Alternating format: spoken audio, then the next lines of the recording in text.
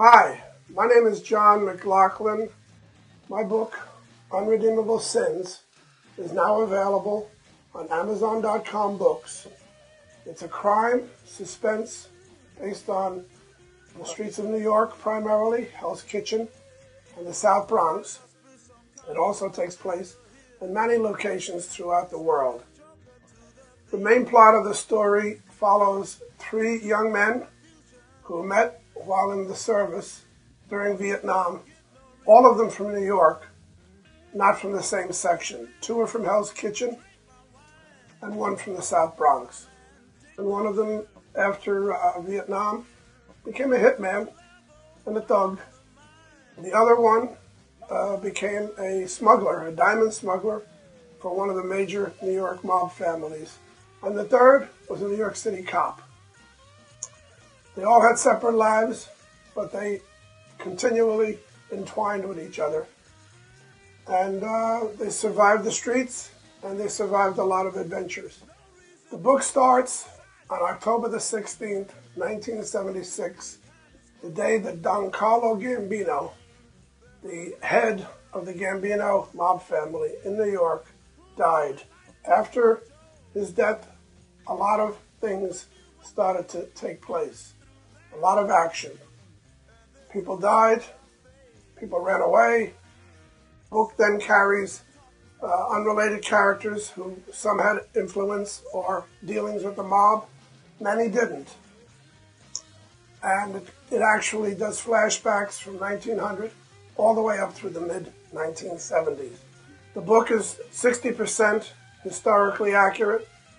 I was meticulous in my research of that, not only from live conversations that I had as a young man with other people who knew real mobsters and were related to them, but also in my readings and research.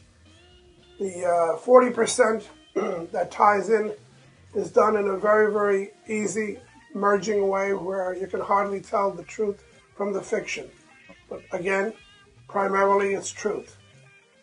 Takes in actions in wars during the 20th century that include the Irish-Anglo War. It includes World War I, World War II, and Vietnam. All of the characters seem to be remote from the story, but they are not.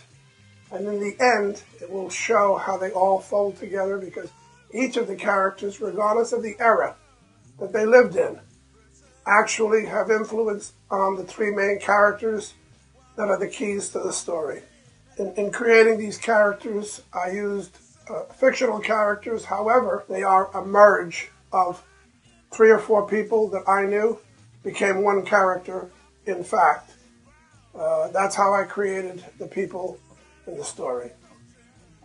Vietnam, of course, was a great reference point, because that's where they met and had serious dealings. They all emerged from Vietnam as heroes. The actual midpoint of the 70s is where they reached their crescendo.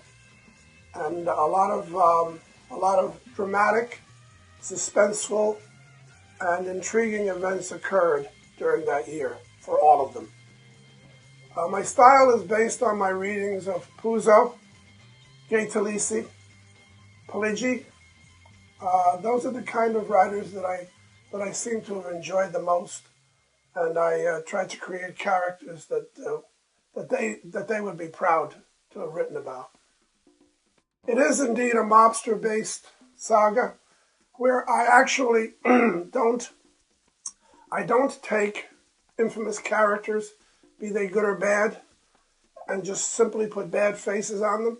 I actually put human faces on them, because I knew some of their children, and they were regular people and good people.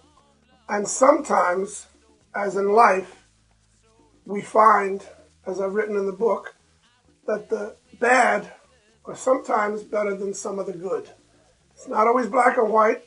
It's mostly gray, and it depends on where you're sitting and what involvement you have with certain people in life.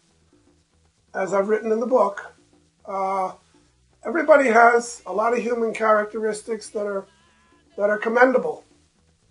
And Sometimes the bad people that people consider to be bad or are written about as bad are not as bad as everybody thinks. And on the other side of that coin, a lot of the good people that everybody feel are saints and that should be looked up to and idolized are not that good. Nobody's perfect, and I show that in the book. Even my three characters, all three are flawed heroes.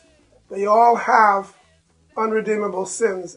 It was a tough title to decide on because they all have and have had infractions in their life that they would rather forget about, but that doesn't make it go away.